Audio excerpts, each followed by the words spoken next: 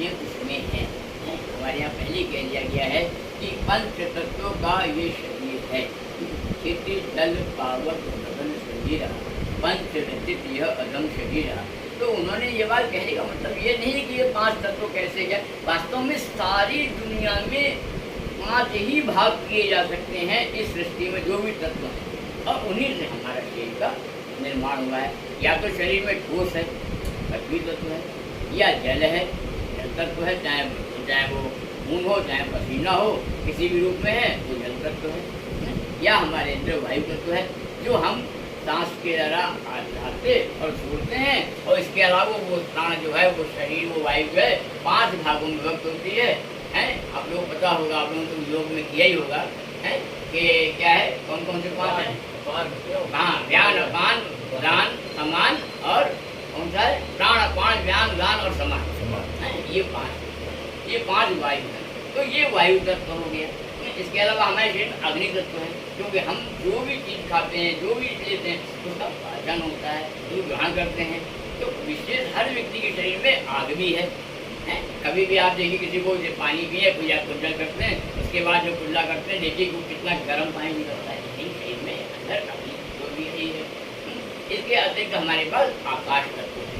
आकाश तत्व वास्तव में हमारे अंदर जो शून्य तत्व है, जो विचार तत्व है, जो मन है, उसको भी हम नियंत्रण में करें तो सबसे ज़्यादा प्रारंभ जो भी रोग होता है वो आकाश तत्व से ही प्रारंभ होता है। मन में विचारों के द्वारा ही सबसे पहले हमारे अंदर कोई भी बीमारी आती है। आपको इसको अभी आगे प्रैक्टिकल बताया जाए। किसी भी व्यक्ति को आप लाएं और उसकी बीमारी की जब आप विवेचना करेंगे, जब उससे पूछेंगे, तो बाद में कहीं ना कहीं निकलेगा कि उसके जीवन में ये विचार है, ये परिस्थिति आई, इस कारण से वो बीमार।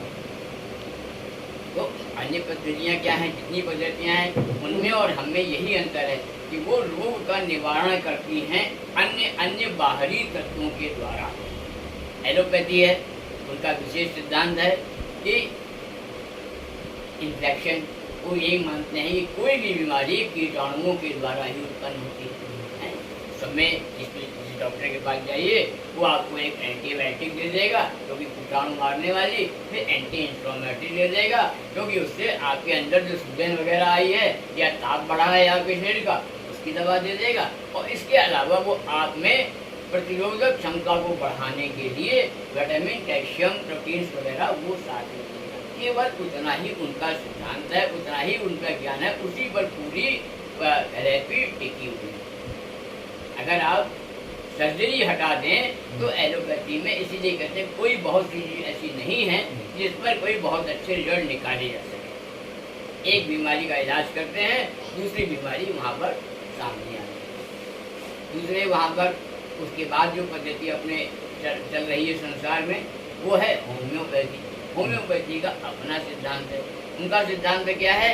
वो कहते हैं कि कोई भी बीमारी अगर है तो उसी जाति के विषाणुओं को अगर हम प्रवाहित कर दें तो वो विषाणु आपस में लड़ करके वो रोग को समाप्त कर देते हैं, जिसको कि वो होम्योपैथी है। होम्यो का मतलब ही यही है कि जिस प्रजाति का रोग है उसी प्रजाति की दवा जो है आपको शरीर में दे दी जाती है, जो अंदर कीटाणु आपस में जो जम्स हैं उनमें लड़ गए और वो समाप्त कर देते हैं। होम्योपैथी वो भी एक लिमिट तक ही काम करती है और बहुत तीव्रता से नहीं कर पाती फिर भी, लेकिन हाँ वो अंदर जाकर काम करती। फिर हमारे पास आते हैं तीसरे हम लोग नेचुरोपैथ, योगा, जिनका कहना यही है कि भाई पंच तत्वों का शरीर है, तो निश्चित पंच तत्वों के द्वारा ही हम इनका इलाज करते हैं। धूप, हवा, मिट्टी, पानी और आकाश तत्व के लिए यही व्रत और उपवास के द्वारा ही हम उनका इलाज करते हैं। ये काफ़ी करीब रोग के पास तक पहुँचते हैं, लेकिन उसके बाद भी क्योंकि रोगों का एक द्वार जो है, जो सबसे बड़ा मुख्य प्रवेश द्वार है विचार, उस पर कहीं पर नियंत्रण नहीं करा, वहां पर आगे हमारे योग वाले आ जाते हैं। ही जाती योग और प्राकृतिक एक ही है ना, फिर भी योग वाले आए। योग में क्या कहते हैं? वो ये कहते हैं कि हम किसी भी रोग का अगर जहाँ से वो प्रारंभ हो रहा है उस विचार को, उस सेल को ही समाप्त कर दें तो निश्चित ही हमको सफलता प्राप्त। वहीं से हम दोनों का ध्यान का कार्य शुरू होता है। वहीं से हमारे वैदिक उपचार हो, चाहे प्राणिक हीलिंग हो जो चाइना से कही जाती है, चाहे रेकी हो जो जापान से कही जाती है, भिन्न भिन्न जगहों से आयुर्वेदिक विद्वानों के द्वारा दिया गया ज्ञान है, लेकिन है वास्तव में उसका उद्गम हमारा वेद ही। इसलिए हम ये मान के चलते हैं और लोगों को ये समझाते हैं कि दैट्स द ओरिजिन थेरेपी वैदिक उपचार ही है।